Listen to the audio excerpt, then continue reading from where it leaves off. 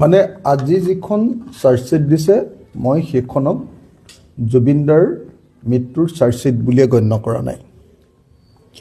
মই ভাবোঁ যে আজিৰ যিখন চাৰ্জশ্বিট দিছে এইখন হ'ল হিমন্ত বিশ্ব শৰ্মাৰ 2026 চনৰ নিৰ্বাচনী প্ৰচাৰৰ এখন ইস্তাহাৰ। আজিলৈকে পৃথিৱীত মই যিমান চাৰ্জশ্বিট দেখিলোঁ এইখনেই প্ৰথম চাৰ্জশ্বিট যিখন চাৰ্জশ্বিটত আইঅ' বা তদন্তকাৰী বিষয়া বা CIO বা মুখ্য তদন্তকাৰী বিষয়া ঘটনা সংঘটিত হোৱা স্থানলৈ নোযোৱাকৈ দিয়া প্ৰথমখন পৃথিৱীৰ চাৰ্জশ্বিট। ইয়াত 7,000 পৃষ্ঠাৰ যে আপোনাৰ কাগজ দিছে বুলি কৈছে, 7,000 পৃষ্ঠা আৰু কিমান পৃষ্ঠা কিমান ডকুমেণ্ট দিছে বুলি ক'লে, 3,000 নে কিমান নে 3500 নে কিমান ডকুমেণ্ট দিলে বুলি ক'লে, 3500 ডকুমেণ্ট বুলি ক'লে। এইচব একো ডকুমেণ্ট একো নহয়।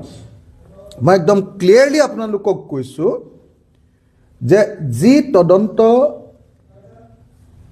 প্লেচ অফ অকাৰেঞ্চ বা য'ত ঘটিছে তালৈ নোযোৱাকৈ কৰা তদন্ত, সেই তদন্তই পৃথিৱীৰ কোনো কেছতে কেতিয়াও কোনো মানুহক ন্যায় দিব নোৱাৰে। জুবিনদাৰ মৃত্যু ঘটিছে ছিংগাপুৰত, তদন্ত কৰিছে দিছপুৰত। জুবিনদা যিখন সাগৰৰ পানীত ডুবি ঢুকালে সেই সাগৰৰ পানীটোপাও চাবলৈ যোৱা নাই এতিয়ালৈকে আইঅ'এ।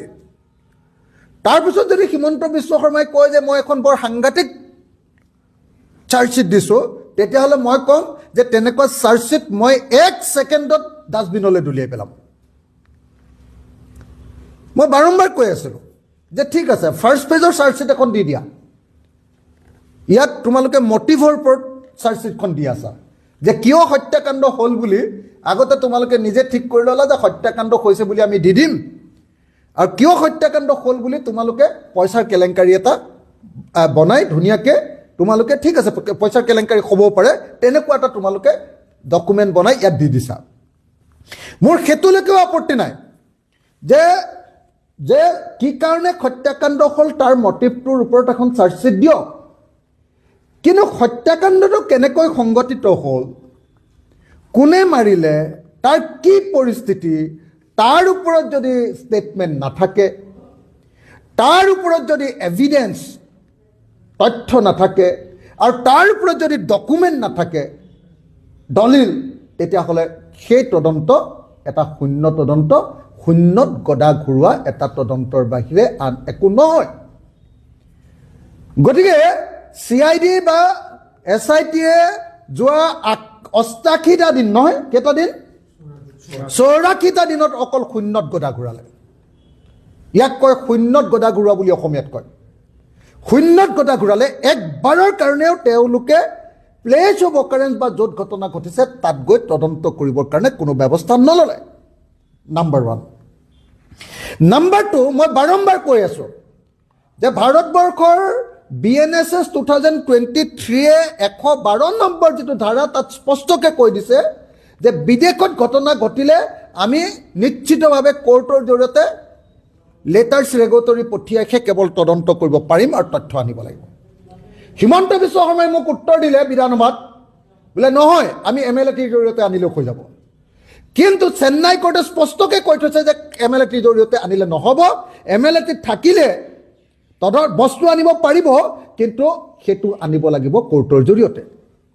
এতিয়ালৈকে ছিংগাপুৰৰ পৰা তেওঁ কৈছে যে নাই আমি ছিংগাপুৰৰ পৰা গভৰ্ণমেণ্টৰ পৰা অনা তথ্যৰ জৰিয়তে আমি এইটো প্ৰমাণ কৰি দিম।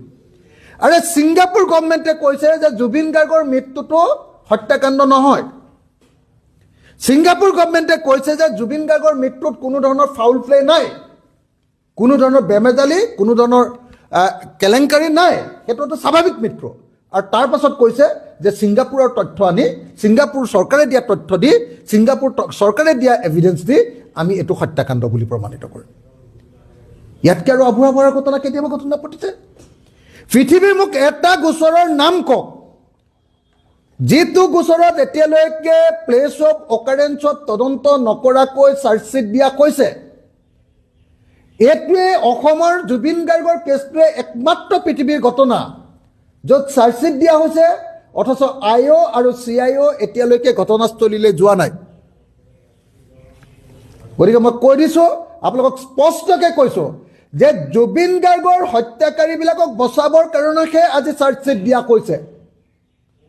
জুবিন গাৰ্গৰ হত্যাকাৰীক ফাঁচি দিবৰ কাৰণে বা জুবিন গাৰ্গৰ হত্যাকাৰীক যাৱজ্জীৱন কাৰাদণ্ড দিবৰ কাৰণে আজি চাৰ্জশ্বিট দিয়া কোৱা নাই। সেইকাৰণে মই বাৰম্বাৰ কৈছোঁ যে এই চাৰ্জশ্বিট জুবিন গাৰ্গৰ হত্যাকাৰীক ধৰিবৰ কাৰণে চাৰ্জশ্বিট নহয়, এই চাৰ্জশ্বিট হ'ল হিমন্ত বিশ্ব শৰ্মাই 2026 চনৰ নিৰ্বাচনত যাতে গাঁৱৰ পৰা খেদা নাখায়, বিজেপিয়ে যাতে গাঁওবিলাকৰ পৰা খেদা নাখায়। জুবিন গাৰ্গ আমাৰ আটাইতকৈ জনপ্ৰিয় শিল্পীজনক তেওঁলোকৰ দিনত হত্যা কৰালে, মাৰালে, বিজেপি চৰকাৰৰ দিনত মাৰালে। আৰু মৰোৱাৰ পাছত এতিয়া তেওঁলোকে তদন্ত নকৰে। সেই কথাটোৰ কাৰণে যাতে 26 চনৰ নিৰ্বাচনত হিমন্ত বিশ্ব গ'লে যাতে গাঁওবিলাকৰ পৰা খেদি নিদিয়ে, তাৰ কাৰণে মিছাকৈ এখন চাৰ্জশ্বিট তৈয়াৰ কৰিছে, ভুৱা 2 নম্বৰী চাৰ্জশ্বিট। মই সেইকাৰণে বাৰম্বাৰ কৈছিলোঁ যে এখন চাৰ্জশ্বিট নাম্বাৰ পাৰ্ট 1 হ'লে মানে হৈ যাব, তেতিয়াহ'লে পাৰ্ট 2 পাৰ্ট 3 বেলেগ বেলেগ একদম অৰিজিনেল বস্তুবিলাক দি দিব পাৰিব। কিন্তু মুখ্যমন্ত্ৰীয়ে কালি ঘোষণা কৰি দিলে নহয় যে এতিয়া আৰু আমাৰ আজিৰ পৰা 12 তাৰিখৰ পৰা কাম শেষ, চাৰ্জশ্বিট আমি দি দিলোঁ, আমাৰ আৰু একো কৰিবলগীয়া নাই, অসম চৰকাৰ অসম পুলিচৰ একো কাম কৰিবলগীয়া নাই, এতিয়া কোৰ্টে কেৱল শাস্তি দিলে হ'ল। আৰে তুমি এখন ফটোৱা কাগজ এখন দি দিবা আৰু তাৰ ওপৰত কোৰ্টে কেনেকৈ শাস্তি দিব? তুমি 2 নম্বৰী এটা ডকুমেণ্ট দি দিবা, তাৰপিছত কোৰ্টে কেনেকৈ শাস্তি দিব? তাৰপিছত কোৰ্টক ন্যায় দিব বুলি কোৱাটো আৰু ৱালত মাথা মাৰি দিয়াটো একেটাই কাহিনী।